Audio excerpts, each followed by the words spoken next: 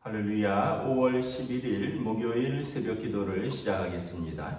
사도신경으로 우리 신앙을 고백하시겠습니다. 나는 전능하신 아버지 하나님 천지의 창조주를 믿습니다. 나는 그의 유일하신 아들 우리 주 예수 그리스도를 믿습니다. 그는 성령으로 잉태되어 동정녀 마리아에게서 나시고 본디오 빌라도에게 고난을 받아 십자가에 못 박혀 죽으시고 장사된 지 사흘 만에 죽은 자 가운데서 다시 살아나셨으며 하늘에 오르시어 전능하신 아버지 하나님 우편에 앉아 계시다가 거기로부터 살아있는 자와 죽은 자를 심판하러 오십니다. 나는 성령을 믿으며 거룩한 공교회와 성도의 교제와 죄를 용서받는 것과 몸의 부활과 영생을 믿습니다. 아멘. 찬송가 300장 찬양하시겠습니다. 찬송가 300장입니다.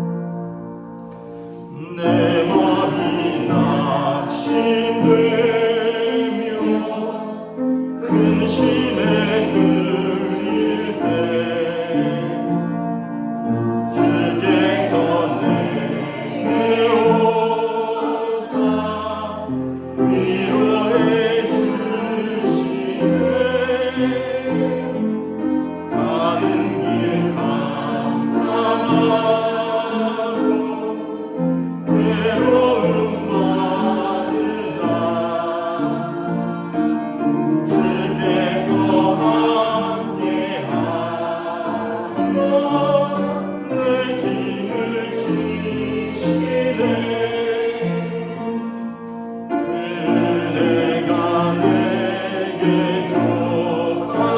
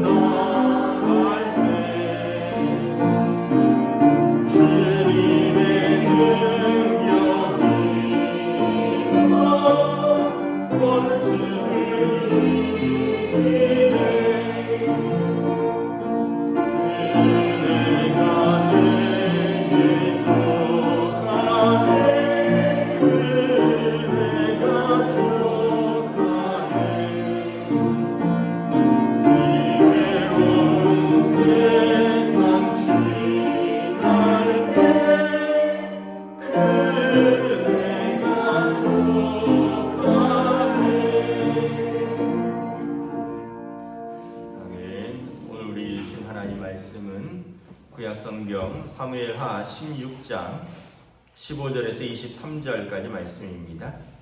구약성경 사무엘하 16장 15절에서 마지막 절까지입니다. 다 찾으신 줄 알고 저와 여러분들이 한 절씩 교도하도록 하겠습니다. 압살롬과 모든 이스라엘 백성들이 예루살렘에 이르고 아히도벨도 그와 함께 이른지라. 다윗의 친구 아랫사람 후세가 압살롬에게 나아갈 때에 그에게 말하기를 왕이여 만세 왕이여 만세하니 압살롬이 후세에게 이르되 이것이 내가 친구를 후대하는 것이냐 내가 어찌하여 내 친구와 함께 가지 아니하였느냐 하니 후세가 압살롬에게 이르되 그렇지 아니하나이다. 내가 여호와와 이 백성 모든 이스라엘의 택한 자에게 속하여 그와 함께 있을 것이니이다. 또 내가 이제 누구를 섬기리까 그의 아들이 아니니까 내가 전에 왕의 아버지를 섬긴 것 같이 왕을 섬기리이다. 압살롬이 아히도벨에게 이르되 너는 어떻게 행할 계략을 우리에게 가르치라 하니 아히도벨이 압살롬에게 이르되 왕의 아버지가 남겨두어 왕궁을 지키게 한 후궁들과 더불어 동침하소서. 그리하면 왕께서 왕의 아버지가 미워하는 바 됨을 온 이스라엘이 들으리니 왕과 함께 있는 모든 사람의 힘이 더욱 강하여지리라 하니라. 이에 사람들이 압살롬을 위하여 옥상에 장막을 치니 압살롬이 온 이스라엘 무리의 눈앞에서 그의 아버지의 후궁들과 더불어 동침하니라. 함께 읽습니다. 그때 아히도벨이 베푸는 계략은 사람이 하나님께로서 받은 말씀과 같은 것이니라. 아히도벨의 모든 계략은 다윗이나 압살롬에게나 그와 같이 여겨졌더라. 아멘. 할렐루야. 오늘 또 우리에게 새날을 주셨습니다. 주님께서 은혜와 평강으로 함께해 주시기를 축복합니다. 압살롬이 이제 쿠데타에 성공을 합니다. 예루살렘 성에 이제 백성들과 함께 입성을 하죠. 아버지 다윗 왕은 예루살렘 성에서 쫓겨나서 머리를 풀어헤치고 맨발로 가면서 울었다고 하고 그 아들은 이제 웃으면서 들어오는 거죠. 그때 1절에 15절에 보면 아히도벨이 함께 이른지라. 아히도벨이라는 모사가 있었는데 이 사람은 다윗 왕 때부터 굉장히 지략가죠. 23절에 보면 아히도벨이 베푸는 계략은 그 당시에 얼마나 그 지혜가 뛰어난지 사람이 하나님께 물어서 받은 말씀 같은 것이다 라는 거죠. 다윗이나 압살롬에게나 아히도벨의 말은 굉장히 지혜로워서 마치 하나님이 주시는 지혜 같은 여긴 사람이었는데 이 아히도벨이 압살롬 편에 섰다는 것입니다. 압살롬이 그때 이제 헤브론으로 내려갈 때 다윗의 신하들을 200명을 데리고 내려갔다 그랬잖아요. 그리고 나서 아히도벨이 합류하죠. 그러니까 다윗에게는 많은 사람들이 떠난 것 같고 압살롬에게 많은 사람들이 함께한 것처럼 보입니다. 그리고 어떤 전령들에게 이스라엘 12지파 각 지파의 전령들을 보내서 압살롬이 헤브론에서 왕이 되었다라는 소문을 퍼뜨리라 그랬죠. 그래서 잘 모르는 사람들은 압살롬이 완전히 정권을 잡았구나. 다윗의 생명은 이제 총각에 달려 있다. 압살롬이 예루살렘 성에 입성했고 다윗의 대부분의 신하들 그리고 아히도벨 같은 지혜 있는 자들이 압살롬과 함께하고 그래서 이제 나라는 압살롬의 것이 되었구나 이렇게 사람들이 다 생각을 한다는 거죠. 16절에 근데 다윗이 남겨둔 사람이 있었죠. 후세라고. 후세는 다윗의 또 다른 모사인데 그가 이제 압살롬에게 나아갑니다. 사실은 다윗하고 이미 얘기가 된 거죠. 후세가 다윗과 함께 떠나려 할 때 다윗이 후세에게 너는 남아서 아히도벨의 계략을 저지하라 그랬거든요. 그래서 이 후세가 지금 그런 미션을 가지고 압살롬에게 남아 있는 겁니다. 예루살렘 성에 입성하니까 후세가 왕이여 만세 왕이여 만세 하면서 이제 환영하니까 압살롬이 후세에게 묻습니다. 이것이 내가 친구를 후대하는 것이냐? 내가 어찌하여 내 친구와 함께 가지 아니하였느냐? 그러니까 후세는 오랜 다윗 왕의 오랜 친구이면서 신하였다는 거죠. 너가 어떻게 내 아버지 다윗을 배반하고 이렇게 나한테 그렇게 하느냐, 이게 친구를 대하는 것이냐 이랬더니 압살롬이 18절에 이렇게 말합니다. 후세가 내가 여호와와 이 백성 이스라엘의 택한 자에게 속하여 그와 함께 있을 것이다. 그러니까 압살롬, 당신이 하나님이 택하셨고 우리 백성이 택한 왕입니다. 내가 당신과 함께 할 것입니다.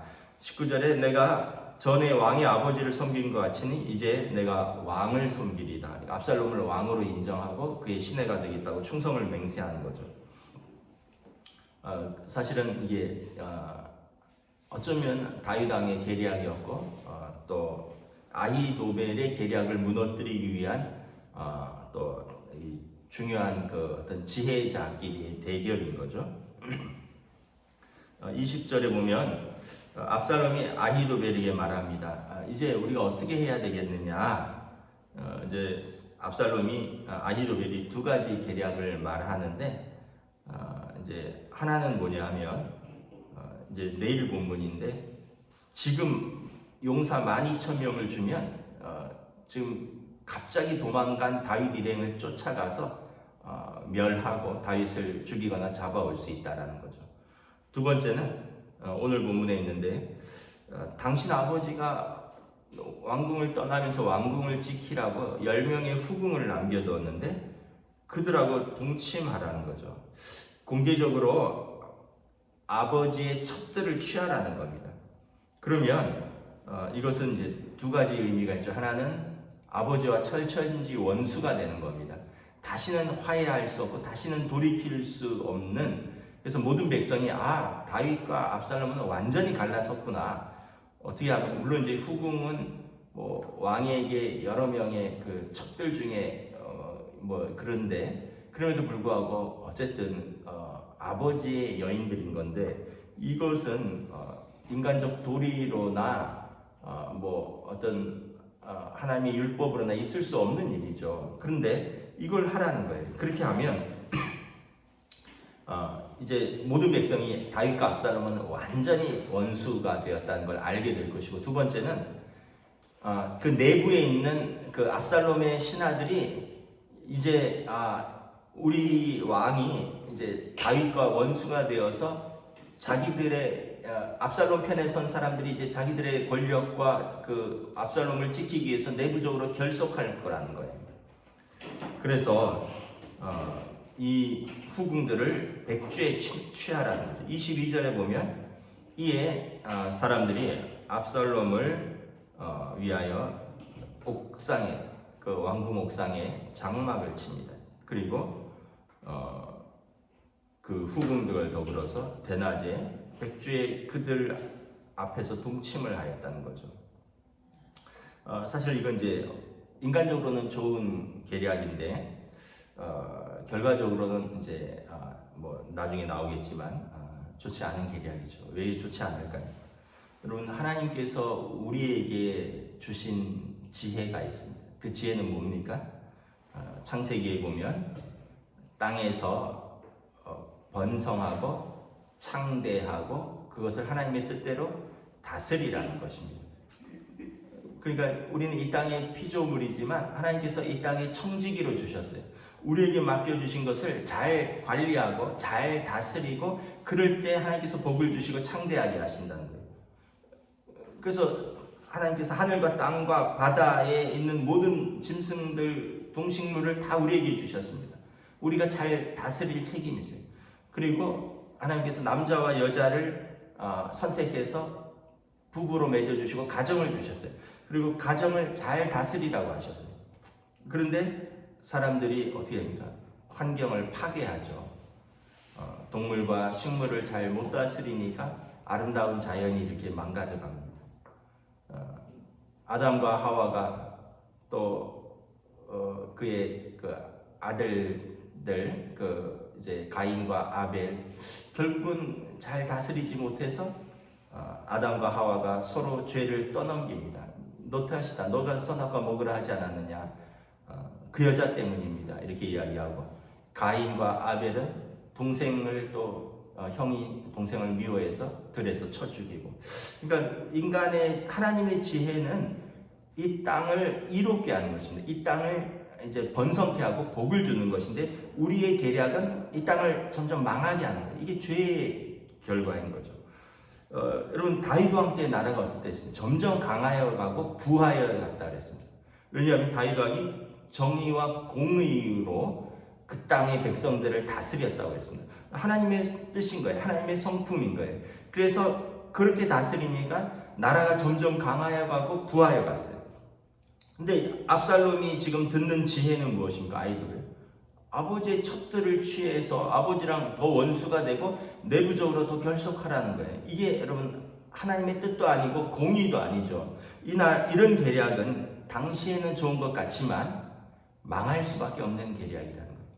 나중에 여러분 어떻게 생각해서 사람들이 아유 저 뭐라 그럴까요? 패역한 아들이라고 하지 않겠습니까? 나중에 압살롬이 결국 얼마 가지 않고 죽습니다. 근데 만약에 정권을 오래 잡았다 할지라도 백성들의 마음속에는 아버지의 후궁들을 취한 율법도 모르고 도의도 없는 인간적인 도리도 저버린 패역한 아들, 이런 마음이 들잖아요. 결국은 이런 계략을 따르는 것은 망하는 지름길이라는 것입니다. 이제 내일 보면 17장에 보면 아히도벨의 또 다른 계략은 후세가 저지합니다. 그래서 다윗 왕이 피할 수 있는 시간을 벌어주고 나중에 이제 전열을 갖춰서 압살롬의 군대랑 전면전을 벌이게 되고 압살롬은 패하게 되고 전투에서 사망을 하게 되죠. 여러분 우리가 다시 한번 생각합니다.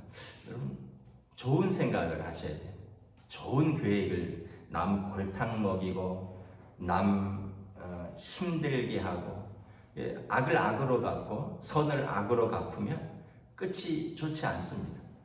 여러분 아버지에게 이렇게 대하는 아들을 하나님께서 가만히 세워주시겠습니까? 여러분 왕을 반역하는 신하들 하나님께서 그대로 놔두시겠습니까? 결국 그 아들은 아버지가 살려달라고 살려주라고 그렇게 당부했지만 결국은 죽게 되는 거죠. 그리고 여기에 압살롬에게 동조했던 아히도벨은 자결합니다. 내 계획이 어긋나고 이제 돌이킬 수 없는 그것을 자기가 주장을 했잖아요. 다윗 왕이 돌아오는데 어떻게 하겠어요? 자결합니다. 결국은 남을 해하고 남을 무너뜨리는 사람들은 끝이 좋지 않아요. 여러분 뭐 역사 속에서 우리가 잘 알 수 있습니다. 역사 속에서 여러분 뭐 큰 인류에 대해서 국가에 대해서 큰 무리를 일으키고 범죄를 저지르고 이런 사람들의 끝은 좋지 않습니다.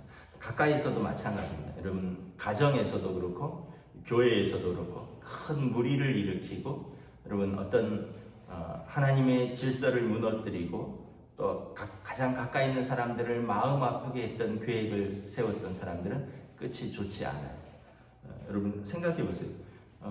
평생 함께 살고 평생 사랑하고 평생 같이 살다가 하나님 앞에 서야 되는 사람들이 서로를 마음 아프게 하고 서로에게 못되게 했는데 어떻게 끝이 좋을 수 있겠습니까?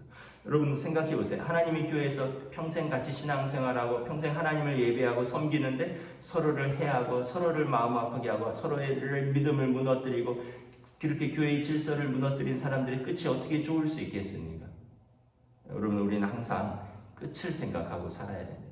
지금 당장 내 속 시원하고 지금 당장 남 골탕 먹이고 날 미워하는 사람 무너뜨리는 것, 그게 여러분 하나님의 공의와 정의가 아니라는 걸 알 수 있죠. 우리가 항상 다윗을 생각하십시오. 다윗은 어떻게 합니까? 선으로 악을 선으로 갚습니다. 선으로 악을 이기는 거죠. 어제 말씀에서 나왔지만 시므이도 그렇고 또 시바도 그렇고 사울에게도 그렇고 무비보셋에게도 그렇고 다윗 왕을 기억하십시오. 우리가 다윗 왕 훌륭하다 이렇게만 생각할 게 아니라 우리도 작은 것이지만 본받자. 그래서 우리에게 가까이 있는 사람들, 우리에게 주신 사람들에게 은혜를 베풀자. 내게 주신 사람들을 허물고 무너뜨리고 괴롭히고 힘들게 하는 것은 다 우리에게 돌아온다는 걸 알아야 돼요. 근데 우리가 내게 주신 사람들에게 은혜를 베푸고 그들을 세우고 그들을 사랑으로 섬기면 이것 역시 다 돌아온다는 거죠.